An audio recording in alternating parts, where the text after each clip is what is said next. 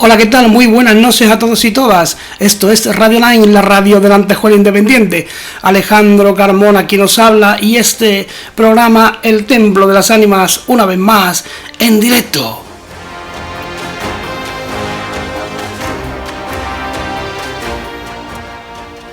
Puedes seguirnos a través de la página de Radio Line en Facebook, como El Templo de las Ánimas en YouTube y en cualquier plataforma de podcast que se te ocurra que exista como El Templo de las Ánimas.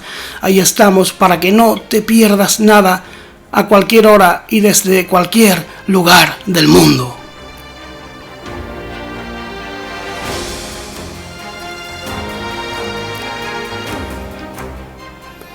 Y esta noche vamos a disfrutar, vamos a indagar en la historia, vamos a bucear en los recovecos de uno de los personajes más enigmáticos, sin duda, de la historia de España.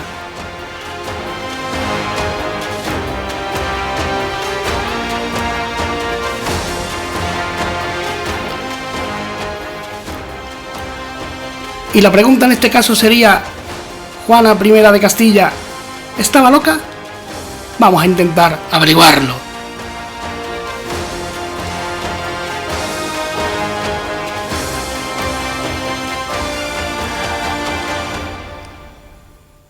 Desde la ciudad condal, desde Barcelona, nos llega una escritora, una mujer con un currículum ya en esto impresionante, que seguro que hará las delicias de todos vosotros y vosotras, y lo pasaremos en grande, aprendiendo, que es para lo que estamos aquí, en definitiva. Y ella no es otra que Neus Arqués. Neus, muy buenas noches. Buenas noches. ¿Qué tal estás? Muy bien, ¿y tú cómo estás? Mira, aquí preparando todo esto. Oye, Neus, mira, yo he tenido la oportunidad en varias ocasiones de acudir a Barcelona. Y bueno, lo que pasa es que cuando leo las novelas de un paisano tuyo, como es Carlos Ruiz Zafón, que en paz descanse, ¿no? Nos lleva a una Barcelona gótica, una Barcelona quizás lúgubre, ¿no? De la época de la posguerra. ¿Qué queda de todo eso? ¿Qué queda de aquella Barcelona? Yo creo que quedan muchas calles y sobre todo muchos tejados, ¿no? Yo a veces me sorprendo caminando y levantas la vista, Alejandro, o sea, puedes estar en una calle súper concurrida, llena de turistas, levantas la vista y de repente ves una escena increíble en un ático, en un sobreático, o ves un detalle arquitectónico que no habías visto, o de repente al otro lado una callejuela que ni siquiera yo, que nací aquí, tenía identificada, ¿no? O sea, yo creo que hay mucha Barcelona por descubrir. Es un misterio en sí misma. Además que hablan de bastante folclore en cuanto a leyendas y enigmas en toda Cataluña, pero en Barcelona también, ¿no? Oye, ¿cómo comienza, para conocerte un poco más, cómo comienza Neus Arqués a escribir? Yo te diría que he escrito siempre. He tenido súper claro siempre que yo iba a escribir. Lo que pasa es que cuando somos pequeños, ¿no? Cuando somos chicos, tenemos una idea de nosotros mismos y después pues las presiones, los amigos, la familia te llevan por otros caminos. Yo estudié traducción porque me pareció que era lo más cercano a escribir y después estudié ciencias políticas. Y bueno, y me fui alejando de la escritura, que tenía súper clara de pequeña, hasta que después, ya a principios de los 2000, decidí que era lo que quería hacer y empecé a escribir y a publicar ya más en serio. ¿Cuántos libros tienes en tu haber? En total 15. 15 libros. Qué maravilla, ¿no? Sí, estoy contenta. ¿Cuánto tiempo dejas pasar entre uno y otro? Fíjate, yo no escribo de forma sucesiva, sino que normalmente trabajo en varios proyectos simultáneamente, ¿no? Entonces es difícil decirlo porque puede que uno de repente adquiera un impulso y los que estaban con él en ese momento esos proyectos pues queden rezagados y de repente pues en otro momento es como casi una carrera de proyectos, ¿no? Que se adelantan unos a otros. Te vuelves un poco loca ahí, ¿no? Bueno, me organizo. También estudiaste marketing, ¿no? Ayudas a dar visibilidad a los proyectos de otras personas, ¿no? Sí, fíjate que me he dado cuenta de que es importante para que nos lean y para que nos conozcan y para que nos contraten. Para todo es importante que antes nos vean, ¿no? Y yo creo que hay dos colectivos que son especialmente invisibles. Uno son los escritores y otro somos las mujeres. Entonces, a mí me interesa, porque soy escritora y porque soy mujer, me interesa si puedo apoyar pues a mujeres y apoyar a escritores, aunque también trabajo con personas que no son ni mujeres ni escritores. Bueno, a lo largo de la historia, como en este caso que vamos a hablar, ha habido muchas mujeres importantes, una relevancia enorme, ¿no? Sí, pero la pregunta sería ¿en qué posición? Bueno, ¿no? O sea, en posición, en primera fila o al lado de o detrás de... ¿Sabes? Esto es una pregunta que yo creo que es interesante. Bueno, ahí tenemos a Juana de Arco o Agustina de Aragón, ¿no? Que mandaban ejércitos. Exacto, pero que casi salen aquello por incomparecencia del contrario, ¿no? O sea, porque en un momento determinado dicen, bueno, tiene que salir alguien, ya salgo yo. Evidentemente. Bueno, ¿y cómo se te ocurre indagar en la historia, en la vida de este personaje de Juana I de Castilla? Que yo hacía la pregunta, Juana la loca, ¿cómo se te ocurre entrar con un personaje tan enigmático, tan misterioso incluso, ¿no? Mira, mi hija se llama Juana, y cuando ella era pequeña escuchó hablar de Juana la loca y se enfadó, porque pensó que a todas las Juanas las llamaban locas, ¿no? Entonces su padre y yo tuvimos que esforzarnos para que entendiera que era una Juana concreta y una Juana determinada, ¿no? Entonces nos lo tomamos como la motivación para empezar un proyecto familiar que se llamaba ¿Quién era Juana la loca? Y empezamos a viajar con ella y a leer sobre Juana y yo fue gracias a mi hija que me acerqué al personaje, realmente. Hay tantos documentos históricos que la tachan de loca como otros tantos que la tachan de que no. Más que documentos históricos, yo creo que lo que hay son lecturas sobre esos documentos históricos, ¿no? Yo creo que en función de cómo te documentas, tienes una mirada sobre Juana y en función de cómo te documentas tienes otra, ¿no? Los investigadores, los medievalistas todavía continúan descubriendo nueva documentación, nuevas cartas, etcétera, ¿no? Es un personaje que está constantemente siendo revisitado. Entonces yo creo que lo importante es en qué te fijas. Porque al final la historia es un rastro, ¿no? Sujeto a interpretaciones de que le demos cada cual, ¿no? Sí, oye, qué bonita esa frase, ¿no? La historia es un rastro. La historia es un rastro. Yo creo que es un rastro. Bueno, la historia, digamos, antigua, ¿no? Porque, bueno, ahora es más fácil, ¿no? Tenemos cámaras, tenemos grabaciones, pero antes no. Antes teníamos que interpretar, ¿no? Sí, teníamos que interpretar y yo creo que en esa interpretación, como te decía, está el elemento subjetivo, ¿no? De cómo lo vas a interpretar tú, porque estamos hablando de Juana no en el 1496, estamos hablando de Juana en el 2022, desde otro momento, desde otra situación, desde otro entorno, ¿no? Entonces, ¿cómo equilibras eso con el rastro, ¿no? Eso es, no sé, es una tensión, ahí hay una tensión. Claro, porque tenemos que intentar verlo a través del cristal del tiempo, ¿no? Ponernos en la situación que vivían en aquella época, que evidentemente no tiene nada que ver con la de ahora, ¿no? Exacto. Claro, pero tú te metes en los años invisibles de Juana en Flandes con este libro, con esta novela que es El Naranjal y la Garza, y aquí hablas de unas cartas que le da a su madre Isabel, ¿no?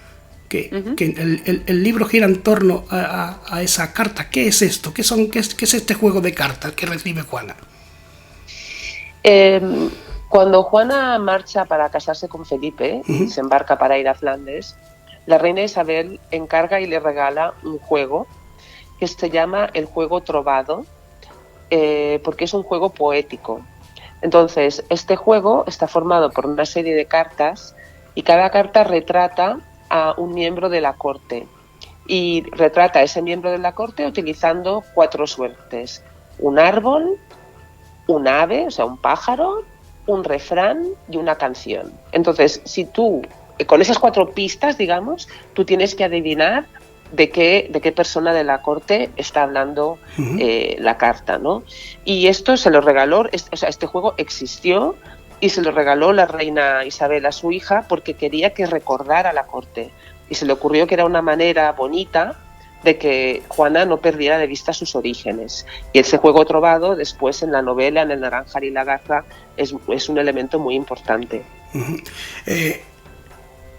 Esta mujer, se habla incluso de maldición con todo esto, ¿no? Desde que la casan con Felipe, que la casan un año y medio antes, ¿no? Y se habla el barco sufre un naufragio, pierde la dote.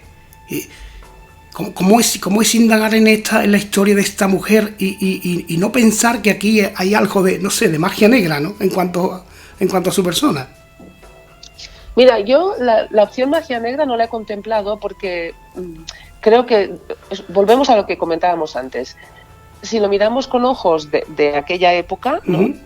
Lo que le sucedió no era tan raro. Por ejemplo, a ella la casaron, el suyo fue un matrimonio político, no fue una alianza política decidido entre sus padres y el emperador Maximiliano. Entonces, cuando esto se decidía, la manera como se casaban se llamaba casarse por palabras de promesa y consistía en que, como era muy difícil viajaba, digamos, un embajador del otro país y hacía ver que era el novio, ¿no? O viajaba el embajador de Castilla y hacía ver que era Juana. Entonces los embajadores viajaron y Juana, digamos, se precasó con el embajador flamenco, pero era nada más que escenificar la boda. Y un año y medio después, como tú dijiste, fue cuando ella ya se fue a, digamos, casarse de verdad, pero por papeles ya estaba casada.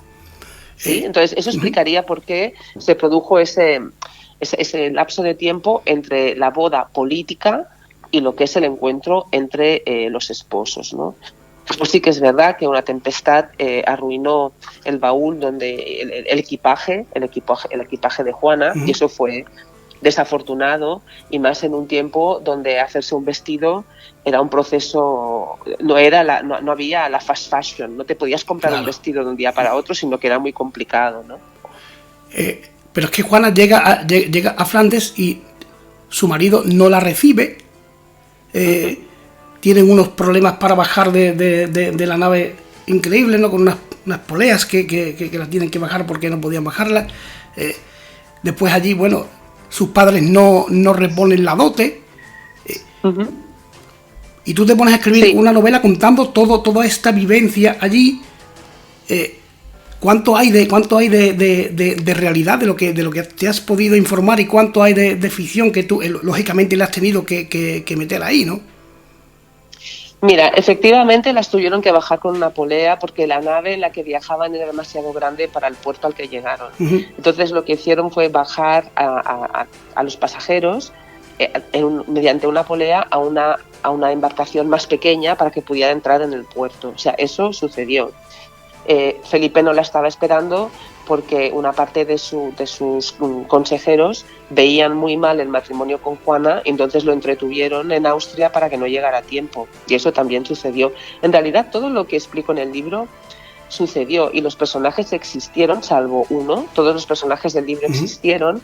Donde me he permitido más libertad es en las relaciones entre algunos de los personajes, ¿no? Para hacerlos creíbles, porque tenía que haber al final una relación personal, tienen que haber celos, tienen que haber envidias, tienen que haber...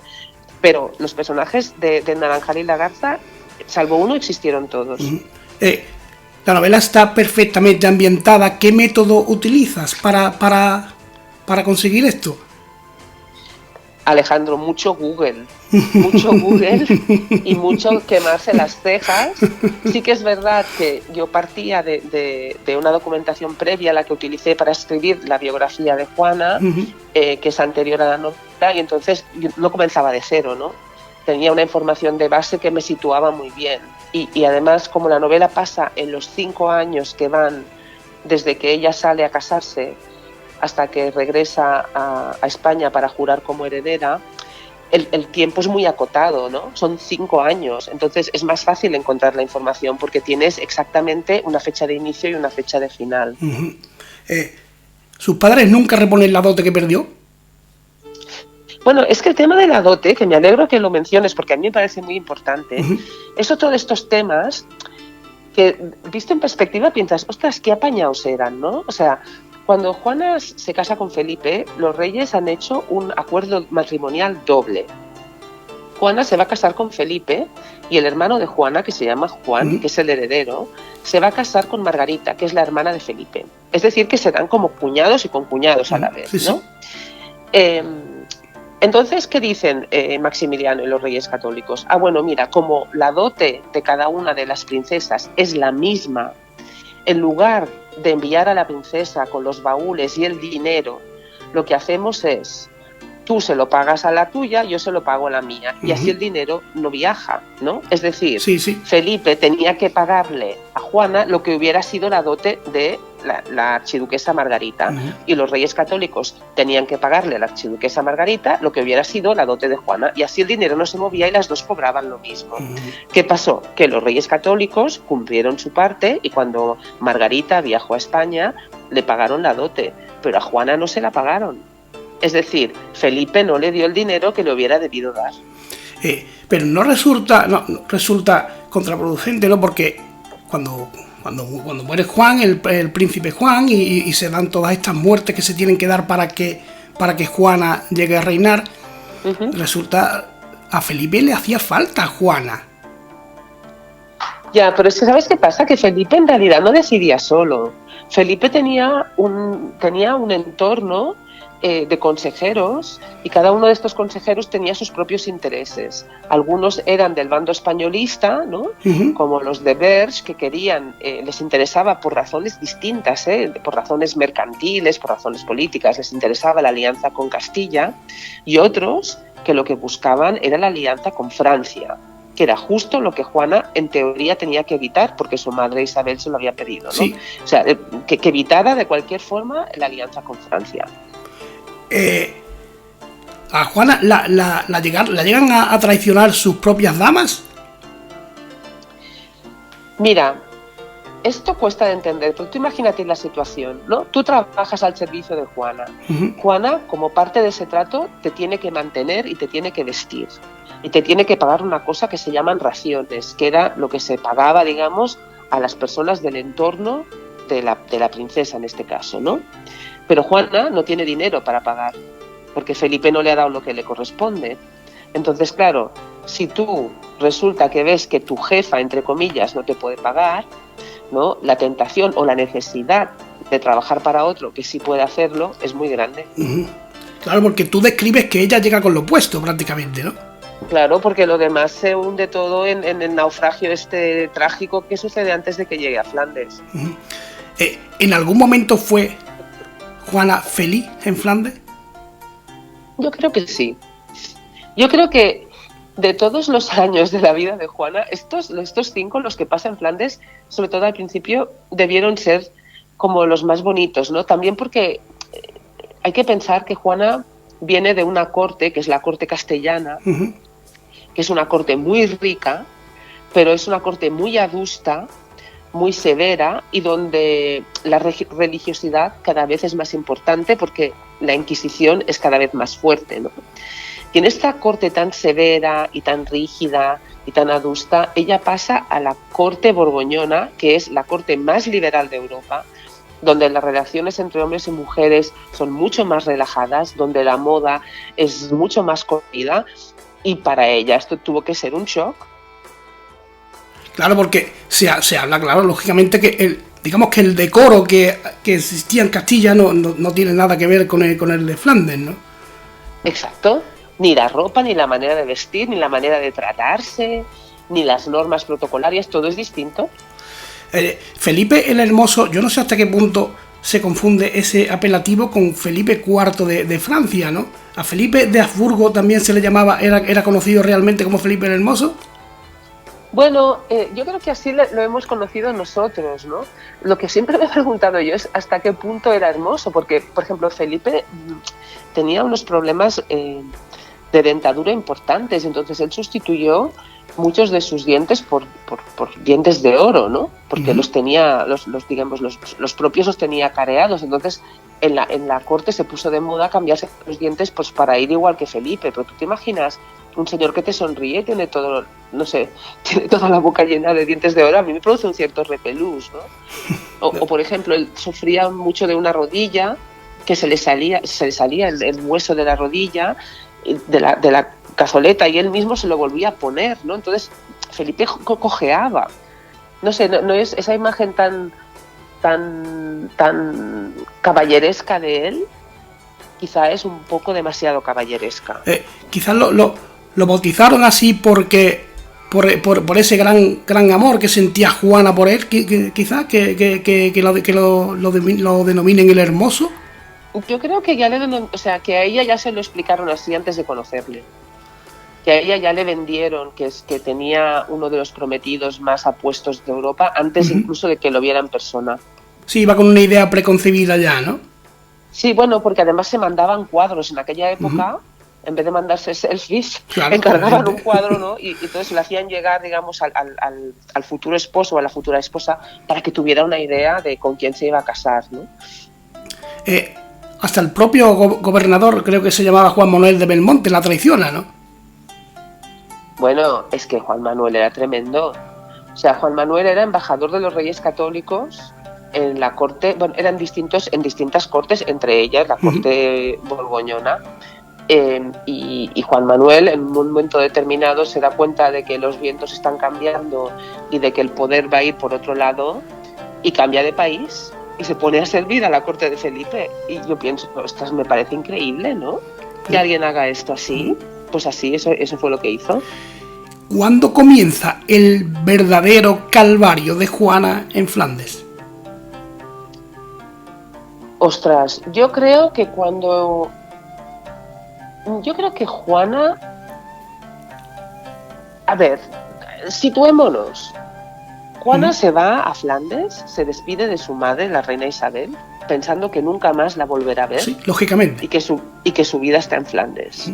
Y punto. Y allí, ella sabe que la casan por una alianza política, pero también la han educado así. O sea que hasta ahí todo bien.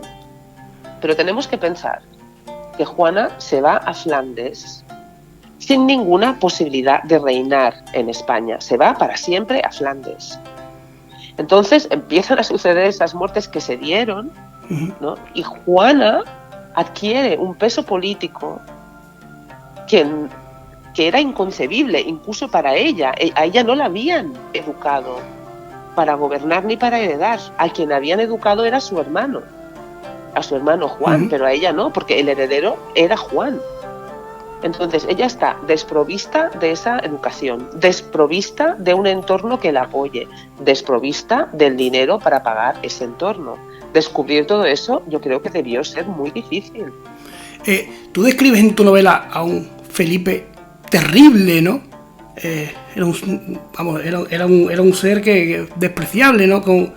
Sobre todo en el trato con Juana. ¿Tan mal te ha caído, Alejandro? ¿Tan mal te ha caído? Ya me caía mal desde el principio, porque es verdad que he indagado en mucho, pero ahora me cae todavía un poquito peor. ¿Ah, sí? ¿Esto es cierto o te tomas ciertas libertades para exponerlo?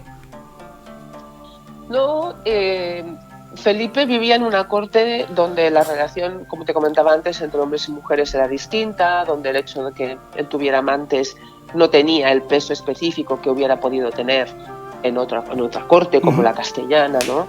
Estaba muy sometido a la influencia de sus consejeros.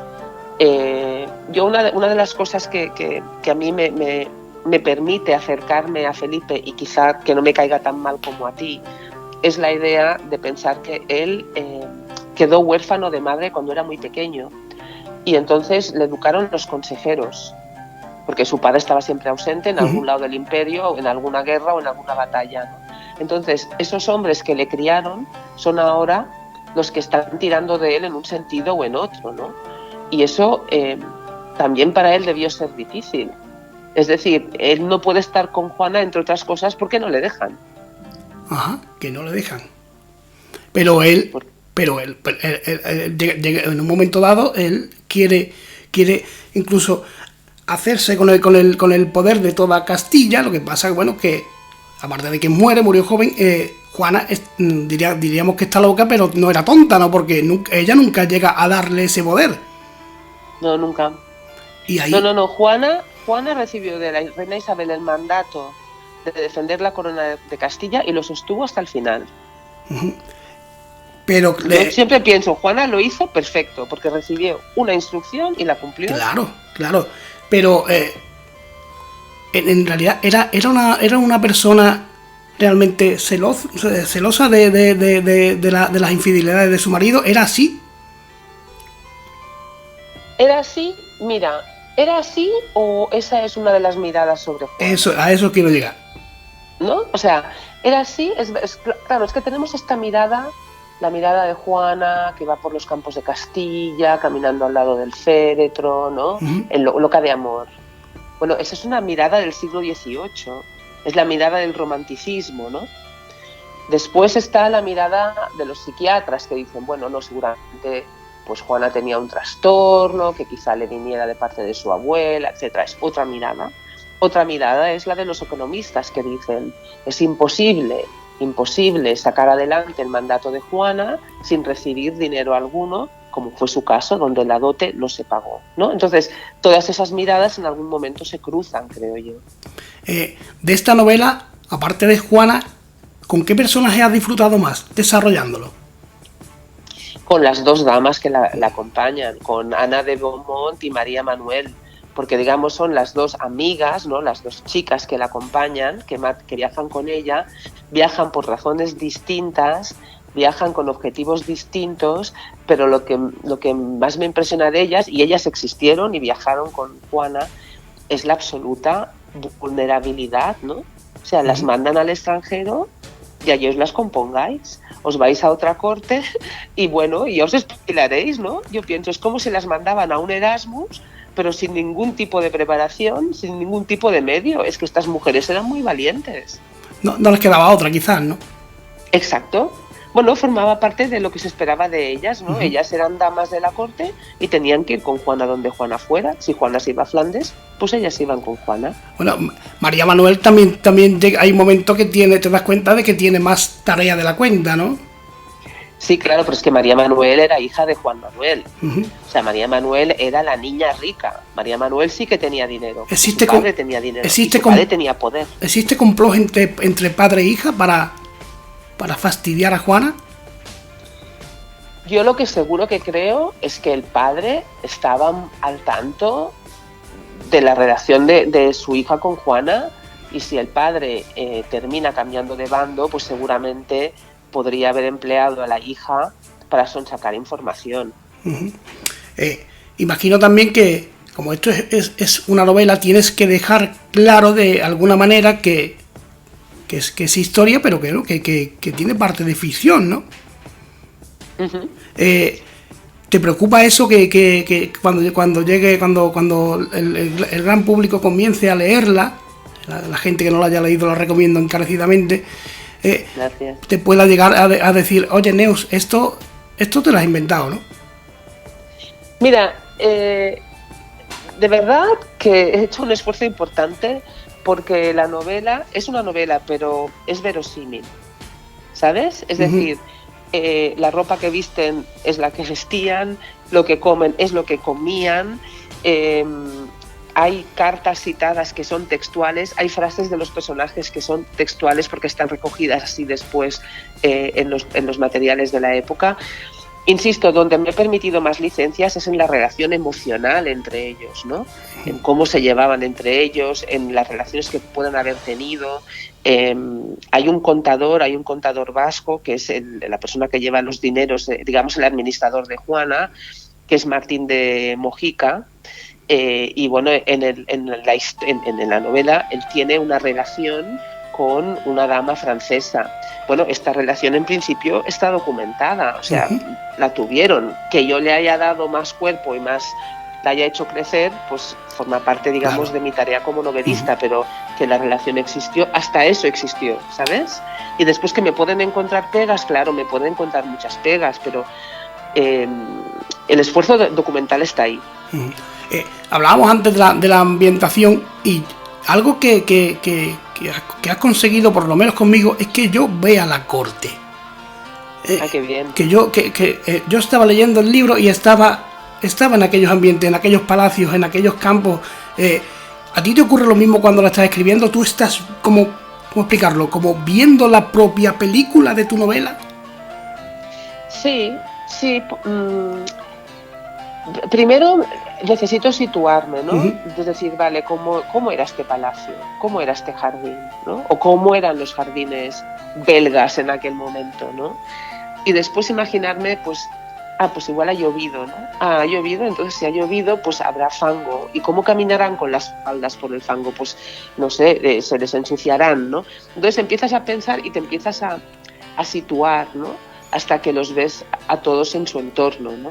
A todos en el jardín o en la sala, o por ejemplo darte cuenta de cómo debe ser la vida cuando no hay electricidad y cuando oscurece pronto y las velas son muy caras y no todo el mundo puede iluminarse, ¿no? Ese tipo de cosas a mí me ayudan.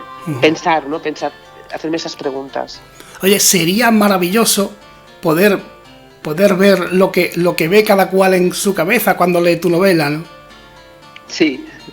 Sería algo mágico. Bueno, ¿tú te imaginas reproducir esto en una película? Qué gracia que me lo digas, porque el otro día cuando me entrevistó Rebeca Aracil, creo que la conoces, ¿no? Sí, perfectamente. Me dijo, yo aquí veo una película, y pienso, ostras, pues mira, y ahora me lo dices tú, pues acabaré viéndola yo también, ¿no? Pues mira, ¿será que Rebeca y yo nos comunicamos por telepatía? Porque no quise ver la entrevista para que la mía se pareciera lo menos posible a la suya, ¿no? Pues mira, hemos coincidido, que me parece maravilloso, ¿no? ¿Alguna vez sueñas con alguno de tus libros llevados a la gran pantalla? Sí, bueno, de hecho, la primera novela que escribí, Un hombre de pago, se ha opcionado, es decir, se han cedido los derechos para llevar la pantalla 4 veces. O sea que yo siempre digo, pues no hay 4 sin 5, igual ahora pasará, no lo sé. ¿Tú crees que alguna vez, si alguna vez ojalá lo consigas,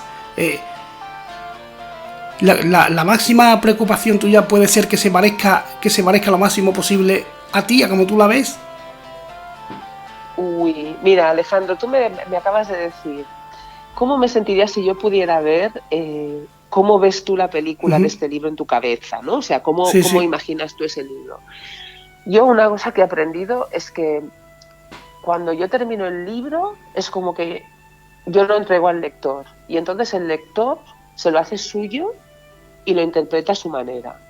¿Sí? Entonces, yo creo que con la película sería algo parecido, ¿no? Tú le entregas la película a un productor o a un director o a un guionista y ellos entonces la reelaboran a su manera. No sé si me resultaría muy fácil, pero creo que tendría que respetar a eso. Bueno, aparte no te quedaría otra, ¿no? Si me vendes los derechos lo hago como yo quiera, ¿no? Pero bueno, yo creo que siempre hay que respetar lo máximo posible, cuidar la obra del escritora en este caso como tú, ¿no? Pero tienes esta historia tan maravillosa que me contabas al principio de tu hija, que se comienza a interesar por Juana porque ve que la llaman loca y os ponéis la familia a indagar, a seguir los pasos de Juana. Pero ¿cómo es esto? Sí, bueno, es que nos tendrías que haber visto. Empezamos en Toledo porque Juana nació en Toledo y la bautizaron en la iglesia del Salvador y allí que nos fuimos, pues te hablo de hace ya, han pasado 12 años de todo esto, o sea que ahora mi Juana ya es una chica joven, ¿no? En aquel momento era muy, muy pequeña, entonces fuimos a la iglesia del Salvador, luego hicimos otro viaje y el segundo viaje ya fuimos a Burgos y luego empezamos a caminar, a ir por los campos de Castilla en coche, dirección a Tordesillas, ¿no?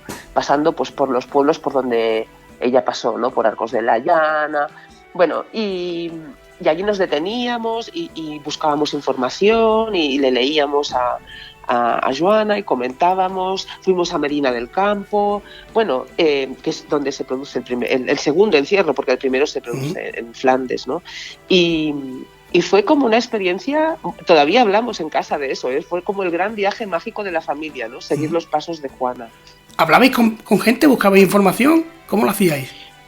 Bueno, llevábamos algún libro que yo habría encontrado y después en estos pueblos de la ruta de Juana casi todos tienen algún folleto o incluso señales, o sea, como señales para que tú te orientes, ¿no? De aquí está la casa donde Juana tal, y entonces pues lo mirábamos, lo comentábamos, sí, fue todo como muy, muy pedagógico. Imagino que intentáis hacer el recorrido que hace Juana con el cadáver de Felipe, ¿no? Claro, pero mira, fíjate, estamos otra vez con el tema de la leyenda y la realidad, ¿no? Sí. ¿Por qué Juana viajaba con el cadáver de Felipe? Número 1, estaba loca de amor, no podía separarse de él de ninguna manera. Ni mucho menos. Esa es una opción, ¿vale? Pero para películas Disney, ¿no? Bueno, esta es la que nos han hecho creer, ¿no? Que entonces, bueno, iba con el féretro para que nadie pudiera acercarse a él, porque además era muy celosa y entonces de esta manera lo protegía.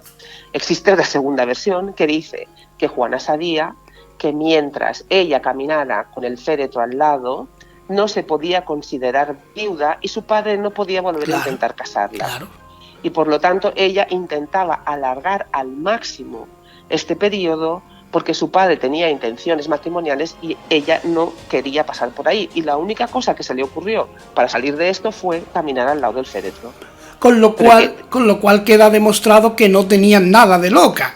No, es que era, o sea, lo que no tenía eran recursos, pero con los pocos recursos que tuvo, yo estoy admirada de lo que llegó a hacer. Claro, lógico, si sigo velando el cadáver, un velatorio bastante largo, pero mientras que lo esté velando, yo no puedo, mi padre no puede casarme. Y ella pero según tengo yo entendido, lo que ella pretendía en realidad era esperar a que su hijo Carlos pudiese gobernar, ¿no? Claro, ella lo que quería era preservar la corona. Esta era su obsesión.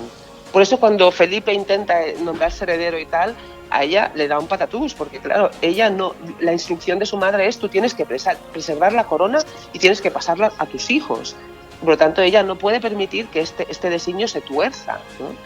Y en ese sentido, bueno, yo creo que lo hizo fantásticamente bien. Entonces, otra cosa, ¿no?, que también me fascina mucho, cuando ella caminaba con el féretro, la imagen romántica nos dice que estaba loca porque caminaban iluminados por las velas de noche, ¿no?, por los campos de Castilla, ¿no? Bueno, a ver, un momento, ¿por qué caminaban de noche? Caminaban de noche porque había un brote de peste. Entonces Juana decidió que si caminaban de noche encontraban menos gente y por lo tanto el riesgo de contagio era menor. Y no pasaban por grandes poblaciones tampoco. Exacto. Entonces tú dices, ¿estaba loca de amor o estaba intentando no contagiarse? Claro. Claro, es que lo puedes mirar de las dos maneras, ¿no? No, estaba loca, vale, muy bien, estaba loca, o no quería contagiarse. ¿Qué piensas tú de cómo murió Felipe? ¿Fue envenenado? ¿Fue peste? ¿Fue mala suerte por beber agua fría tras un partido de pelota? ¿Qué piensas tú? Yo creo, mira, yo lo del envenenado no, yo creo que como tenía este componente un poco enfermizo, yo creo que pudo ser perfectamente un sobreesfuerzo. Porque, o sea, si fuera envenenado, ¿a quién beneficiaría? Tendría que ser, ¿sabes?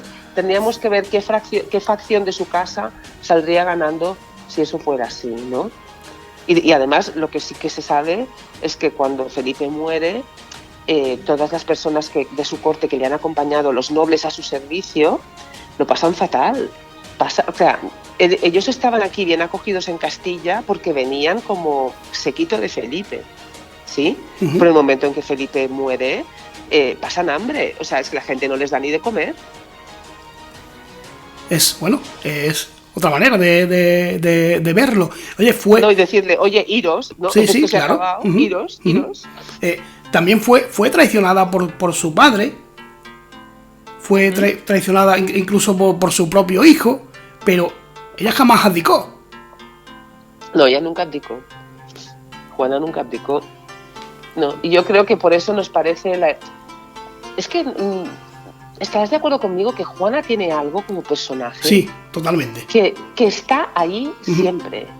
Porque ella como que nos está apelando, porque mira que hay princesas, reinas, hay de todo. Y ella sigue estando ahí. Han pasado los siglos y sigue estando allí. Sigue un poco como reclamando que la veamos con otros ojos, con unos ojos más cercanos, con unos ojos que valoremos lo que hizo.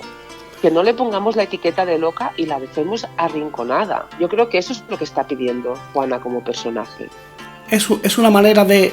Como si su espíritu no quisiera que nos olvidáramos de ella, ¿no? Que la dejamos ahí en el ostracismo, como hicieron con ella, como hicieron cuando estaba en vida, ¿no? Y sigue ahí latiendo, sigue viviendo de alguna forma. Eso es claro, es como que no cuadra. ¿Sabes cuando algo no cuadra? Sí. ¿No te pasa que cuando haces una suma y no cuadra, te vuelves loco y le das vueltas porque tú sabes que no cuadra y no sabes por qué no cuadra?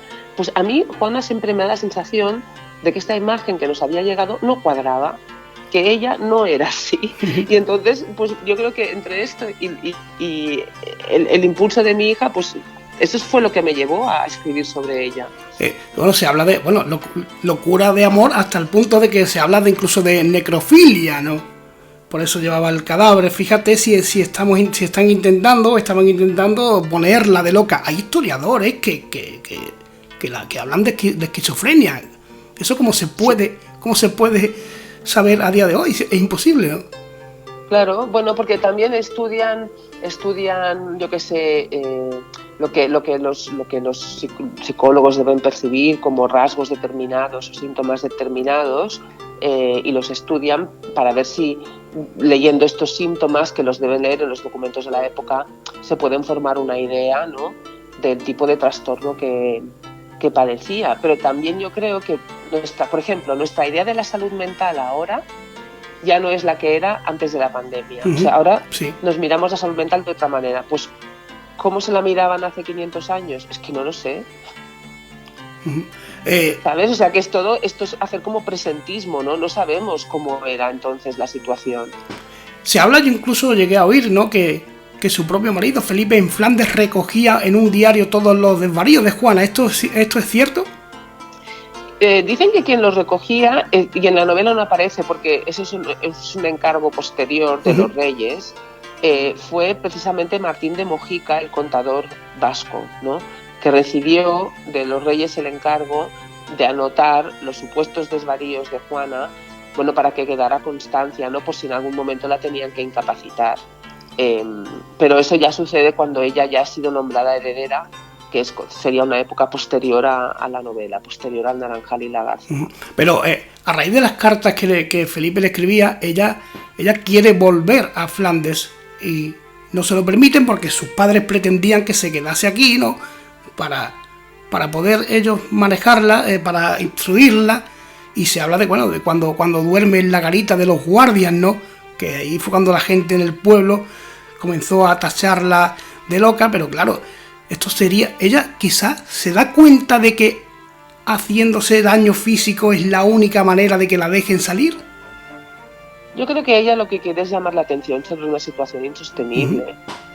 Entonces ella quiere volver a Flandes, los reyes la quieren retener aquí, entonces ella es cuando se queda, digamos, pasa la noche fuera en la parte exterior del recinto del castillo de la Mota, ¿no? Pero ¿sabes dónde se produce el gran drama? Que cuando acepta volver, en lugar de entrar por la puerta principal, entra por la puerta de servicio. Y esto genera un gran rechazo, porque era inconcebible que una noble entrara por la puerta de servicio, y entonces eso todavía alimenta más la idea del trastorno. ¿No? Es decir, ¿pero cómo ha podido entrar por esta puerta? Pues yo pienso, pues si llevaba 24 horas muerta de frío, yo entraría por la primera puerta que pillara, ¿no? Pero claro, lógico, eso es también presentismo, igual ella no, igual ella lo tenía muy claro que no podía entrar por allí, no lo sé. Bueno, se habla de que tuvo de su hijo lo tuvo sola, ¿no? Quizás por eso también se le tachaba de loca, ¿no? Porque se encerró en la letrina en un cuarto, y esto es verdad, ¿no? Bueno, es que yo creo que tuvo uno de esos partos súper rápidos, ¿no? También es verdad que el tema del parto lo tenemos que ver con ojos de aquella época, ¿no? Es decir, cuando una mujer se quedaba embarazada, pues era cara o cruz. O sea, cara, pues sobrevivirás y el niño sobrevivirá, cruz, morirá el niño, morirás tú, porque la mortandad era altísima. Sí, sí, claro. ¿No? Entonces, cada vez que una mujer se quedaba embarazada, empezaba a rezar porque pensaba, a ver si esto yo no lo cuento, ¿no? Y Juana tuvo 6 hijos, o sea que debió rezar mucho. Claro, pero lógicamente ahí demuestra una fuerza brutal, ¿no? Y más en aquella época, ¿no? Sin ayuda, ¿no? Claro, pero también te digo que con la ayuda que recibían a la hora de dar a luz, digamos, en un entorno más estable, no sé yo, porque o sea, los partos eran casi públicos, ¿sabes? Había un montón de gente en la habitación, sí. Aquello debía ser lo menos higiénico que te puedas imaginar, o sea, no sé yo si no era mejor tenerlo sola, ¿no? Que en ese caso yo creo que lo que sucedió fue que fue un parto muy rápido y cuando quisieron montar todo, digamos, la estructura para el alumbramiento, Carlos ya había nacido, ¿no? ¿Te sorprendió conocer la historia real de Juana? Por su inteligencia, porque ella se dedicó a cumplir lo que su madre le envió. ¿Cómo descubres esta historia? Mira, yo creo que a mí lo que me vino muy bien es que cuando yo empecé a investigar sobre Juana, escogí un libro de referencia. Yo pensé, bueno, necesito un libro porque cuando empiecen a bailar las fechas, porque incluso los historiadores se ponen de acuerdo en determinadas fechas, pensé, necesito un libro que me sirva de guía, porque si no me voy a marear. Claro. Y busqué un libro de historia, esto sí que es un libro de historia, un manual, que se llama Juana, Gobierno, Piedad y Dinastía. Y es un libro de historia sobre Juana como personaje político, ¿no? Entonces fue documentar, y llegué a ese libro documentándome y decidí que ese iba a ser el libro guía y que todo iba a ir cuadrado con esa cronología para que así no me bailaran las fechas ni me bailara nada, ¿no? Entonces, a partir de ahí fue cuando yo me planteé, a partir de ese libro, me planteé que podía haber una imagen distinta de Juana, ¿no? Y al final la Juana que descubrí en ese libro, después leyendo más, investigando, es una Juana que a mí personalmente, a mí Neus Arqués, me emocionó. ¿Te emocionó? ¿Llegaste a emocionarte? Me emocionó en el sentido de decir, ostras, ¿no? Qué carga tan grande para una persona, ¿no? ¿Cómo sobrellevar una carga tan grande? Y de alguna manera tú pretendes dar como una especie de puñetazo en la mesa, ¿no? Y decir, leed esto, que quizás os cambie un poco la realidad en que conocemos en cuanto a esta mujer, ¿no? Mira, yo no sé si lo definiría como puñetazo en la mesa, pero yo diría así como que levantar la mano, ¿sabes? Levantar la mano y decir, oye, un momento, ¿y si la miráramos así? ¿No? ¿Y si pensáramos que podría haber sido esta, Juana? En los colegios, por lo menos a mí, en mi época, a mí me enseñaron que Juana estaba loca. Sí. El otro día me comentaba una amiga mía holandesa que a ellos también, que los colegios holandeses también la llamaban, no sé, me lo dijo en neerlandés, ¿no? Pero Juana la loca también se estudiaba como la loca. Pero ¿y por qué aceptamos estas cosas más cuando hay bastante documentación que cuanto menos lo va a poner en duda, ¿no? Porque yo creo que se forjó esta leyenda, ¿no? Estos cuadros que tenemos de ella vestida de negro, ¿no? Esta especie de negritud, la leyenda negra, la Castilla negra. Entonces es como, bueno, o no, o lo podemos ver de otra manera si lo documentamos, ¿no? Lo importante es documentarlo y que tenga un sentido. O sea, no es porque te levantas un día y dices, ella no era así, sino porque lo has estado leyendo, has estado viendo, claro. Y piensas, bueno, es que igual no era así. ¿Cómo fueron los últimos años de Juana de Castilla?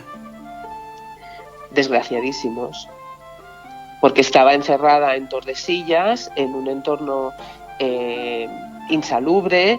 En un principio las personas que la vigilaban eran cercanas a ella, es decir, podía tener algún tipo de relación humana, ¿no? Pero después se endurecen las condiciones de vida de Juana, le cambian el entorno, y yo creo que esos últimos años debieron ser horribles. Y me acuerdo cuando estábamos en Tordesillas, una de las cosas que me impresionó mucho es la torre en la que estaba, es una torre muy alta, ¿no? Y había leído que su hija Caterina, que estuvo encerrada con ella, Catalina, tiraba monedas desde la rendija de la torre, porque así los niños se acercaban a cogerlas y podía escucharlos jugar. Madre mía. Eso me parece... O sea, a mí esa imagen se me ha quedado como el dolor máximo. No sé, que su madre estaba al lado, ¿no? O sea, su madre tenía que ver eso. No sé, a mí me causa mucho dolor esa imagen. Incluso le llegan a ocultar cierto tiempo la muerte de su padre. Era un disparate, era una locura. Pero ella incluso tenía que firmar ciertos documentos, porque su hijo Carlos en realidad solo llegó a ser rey muy poco tiempo, él solo. Sí, porque eran corregentes los dos, claro. Sí. Pero ella vivía en una realidad... O sea, ella estaba secuestrada. Sí. Hablamos del encierro, pero podríamos hablar del secuestro también. No sé, podríamos cambiar el verbo si quisiéramos. Sí, no, claro. No te puedes mover, no puedes salir, no puedes hacer nada por ti misma. Que claro, también, no puedes decidir, tienes que firmar lo que te presentan, ¿no? Tu margen de maniobra es nulo. Para colmo, su hija, la que le quedaba, la casan con el rey de Portugal, ¿no? Catalina, ¿no? Y termina de quedarse sola. Y es al final, es una triste historia. Al final, a nivel humano, es una historia abrumadora, pero yo creo que es de una gran dignidad. ¿Joana se quedó convencida con la historia? Sí. Se quedó convencida, y es más, bueno, le dio la vuelta, entonces ella estaba súper contenta de llamarse Joana, entonces se vino arriba, ¿sabes? Entonces era wow, qué chulo llamarse Joana, muy bien. Cuando tú haces este viaje con ella, imagino que no pensabas escribir una biografía, ¿no? No, cuando hicimos el viaje ella tenía como 6 años o así, estaba aprendiendo a escribir, entonces yo le hacía dictados de libros de Juana para practicar, o sea, es que era una cosa, era el monotema. Pero es que es maravilloso, que unos padres se impliquen de esa forma, es increíble. Sí, mira, fue como este proyecto que decidimos los tres. Y entonces ahí le dije, pues podíamos escribir el libro y tal. Bueno, al final ella dijo que sí y digamos en la página 3 abandonó la nave y ya me dejó a mí el tema de sacar el libro adelante, ¿no? Y entonces escribí el primero, que es Loca, Juana, reina de Castilla, y donde yo ya básicamente me refería a ella como Juana, reina de Castilla, que es como yo me refiero a ella, ¿no? O sea, Juana de Castilla. Y después fue revisando este libro cuando me di cuenta de que en realidad toda la vida de Juana cambia en esos 5 años en que se va a Flandes. Esos 5 años son fundamentales para entender todo lo que vino después. El hecho de casarse, de tener los hijos que tuvo, de que se muriera la gente que se murió, y que una chica que se fue a vivir su vida en 5 años se convirtiera en la heredera del principal imperio de la época. Con la cantidad de casualidades que tuvieron que darse, ¿no? Para que ella tuviera que volver, que es increíble, que ella me parece increíble también. Exacto. Oye, ¿vas a seguir con estos personajes en posteriores publicaciones? Pero, a ver, ¿me lo dices como animándome? O, sí, o no, totalmente, no, totalmente. No sé, indagar en otras mujeres históricas, quizás. Voy a ver, ¿sabes? Porque hay algunos que me llaman la atención, pero siempre empiezan, ¿sabes? O sea, cuando un personaje me llama la atención, siempre es un run muy bajito al principio, es como muy tenue, ¿no? Entonces de repente habrá alguno que empezará a crecer. Yo creo que lo sabré cuando pase. O sea, ahora mismo creo que, Alejandro, no te puedo responder porque todavía no lo sé. Pero te ha gustado la experiencia, ¿no? Sí, me ha gustado mucho. Me ha gustado mucho. Ella es un personaje que no cansa, que lees y lees sobre ella y cada vez te enamoras más, ¿no? Porque yo la verdad es que yo no soy... O sea, me he documentado sobre Juana, pero mi visión de Juana es una visión de mucho respeto, ¿no? O sea, yo le tengo mucho respeto y le tengo cariño. Bueno, yo creo que al fin y al cabo es un personaje que en algún momento de tu investigación tienes que decir voy a parar porque si no, no acabo, ¿no? Exacto. Por eso era tan fantástico escribir sobre estos 5 años que ella se va fuera, que además eran 5 de los años menos conocidos de su vida, aunque se han podido documentar, ¿no? En 5 de los años menos conocidos, porque ahí estaba todo tan definido que no me podía ir por los cerros de Úbeda, ¿no? Sino que tenía que centrarme en esos 5 años, que son de 1496 a 1500, que es cuando regresa. Neus, yo no tengo tu novela firmada, pero tengo aquí un pedazo de entrevista, un pedazo de recuerdo que voy a guardar como oro en paño, porque a mí hablar de historia me encanta, y de la manera que lo has hecho tú, tengo ahora mismo la piel de gallina, te lo puedo asegurar. Pues qué bien, Alejandro, qué bonito. Pues yo estoy muy contenta de haber compartido esta tertulia contigo. Me quedo mucho con la frase de la historia es un rastro, que me ha parecido muy bonita. Y nada, y darte las gracias de nuevo por la invitación. Gracias a ti y un abrazo enorme, Neus. Gracias, otro para ti. Buenas noches. Buenas noches.